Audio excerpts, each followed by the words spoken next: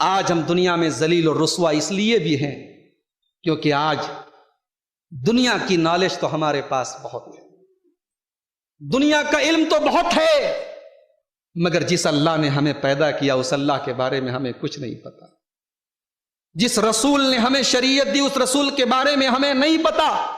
ہمارے نوجوانوں کو تاریخ کے ساتھ پتا ہے کہ سلمان خان کی اگلی فلم کب آئے گی، اس کا نام کیا، انڈین کرکٹ ٹیم نے کون سا فائنل جیتا اور کون سا فائنل ہارا، اس کا سارا ریکارڈ اور بایو ڈاٹا ہمارے نوجوانوں کو معلوم ہے۔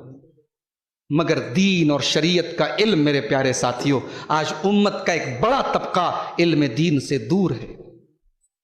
عورتوں کا تو اور برا حال ہے، دین کی نالج عورتوں کے اندر نہ کے برابر ہے، اور ہم مرد حضرات ان عورتوں تک دین کی باتیں پہنچانے کی کوئی کوشش بھی نہیں کرتے۔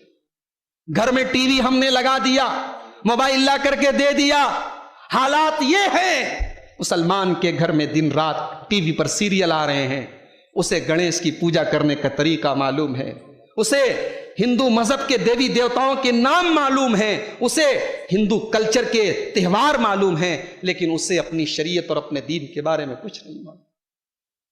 میرے پیارے ساتھیوں، آج علم دین سے دور ہونے کی وجہ سے بھی آج ہم دنیا کے اندر ذلیل اور رسوا ہوئے ہیں۔ اور یاد رکھو، جب ہم نماز میں سورہ فاتحہ پڑھتے ہیں تو ہم دو چیزیں کہتے ہیں، غیر المغضوب علیہم ولا الضالین، اے اللہ تو ہم کو ان کے راستے پر نہ چلانا جن کے اوپر تیرا غضب نازل ہوا، اور اے اللہ تو ان کے راستے پر بھی نہ چلانا جو گمراہ ہو گئے۔ یہ مغضوب علیہم کون تھے؟ یہودی تھے، اور ولا الضالین کون تھے؟ عیسائی تھے۔ یہودی کیوں ان کے اوپر اللہ کا غضب کیوں نازل ہوا؟ کیونکہ ان کے پاس علم تھا لیکن عمل نہیں تھا۔ اور عیسائی گمراہ کیوں ہوئے؟ کیونکہ ان کے یہاں عمل تھا لیکن بغیر علم والا عمل تھا، یعنی ایسا عمل تھا جو علم کے اور دلیل کے بغیر تھا۔ تو بغیر عمل کے علم بھی بیکار ہے اور بغیر علم کے عمل بھی بیکار ہے۔ افسوس ہے مسلمان نے ہر وہ کام کیا ہے جو دوسروں نے بھی نہیں کیا ہے۔ دوسروں نے اگر بت بنائے، اگر اسٹیچو بنائے تو انہوں نے اپنے اسٹیچو کے نام غیروں کے نام پر بنائے، مگر ہم نے کیا کیا؟ ہمارے بنارس میں اسی محرم کی 10 تاریخ پر ایک تعزیہ نکلتا ہے۔